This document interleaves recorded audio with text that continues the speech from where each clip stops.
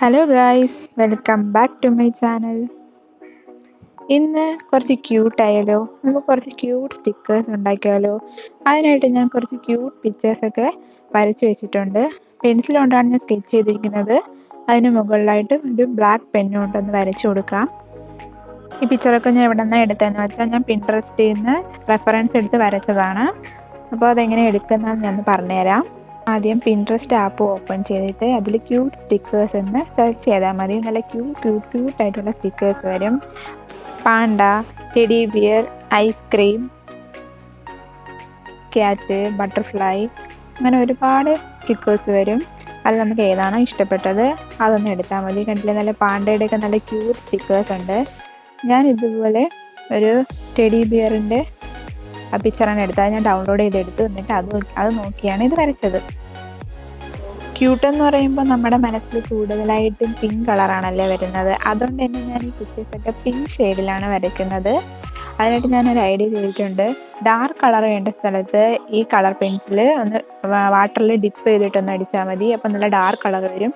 Light colour തന്നെ മതിയെങ്കിൽ അതൊന്ന് ഡ്രൈ ആയിട്ടിരിക്കുന്ന സമയത്ത് ബാക്കി ചെയ്താൽ മതി. അപ്പം നല്ല ലൈറ്റ് കളറും കിട്ടും.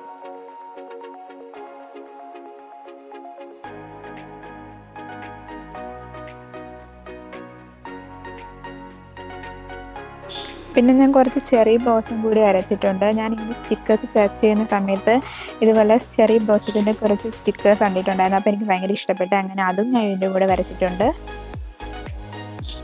നല്ല പിങ്കും ഗ്രീനും ഒക്കെ ചേർന്ന് വന്നപ്പോൾ ആ ചെറി ബ്ലോസം കാണാൻ നല്ല ഭംഗിയുണ്ടായിരുന്നു. എനിക്ക് ഭയങ്കര ഇഷ്ടപ്പെട്ടു. നിങ്ങൾക്ക് ഇതുപോലെ ക്യൂട്ട് സ്റ്റിക്കേഴ്സൊക്കെ ഇഷ്ടമാണെങ്കിൽ കമൻറ്റ് ചെയ്യാൻ മറക്കണ്ട. പിന്നെ ഇതുപോലെ എന്തെങ്കിലും സ്റ്റിക്കേഴ്സൊക്കെ ഞാൻ ഉണ്ടാക്കണമെങ്കിൽ നിങ്ങൾ കമൻറ്റ് ചെയ്താൽ മതി, ഞാനത് ചെയ്യാം.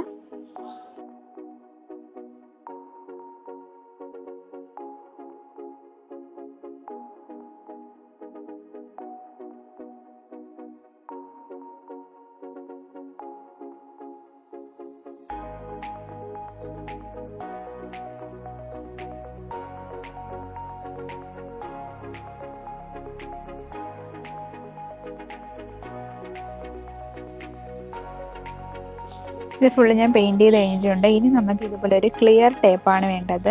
അത് ഈ പിക്ചറിന് മുകളിലായിട്ട് ഒട്ടിച്ചു കൊടുക്കണം. ഫുള്ള് കവർ ചെയ്ത് നിൽക്കുന്ന രീതിയിൽ വേണം ഒട്ടിച്ചു കൊടുക്കാൻ.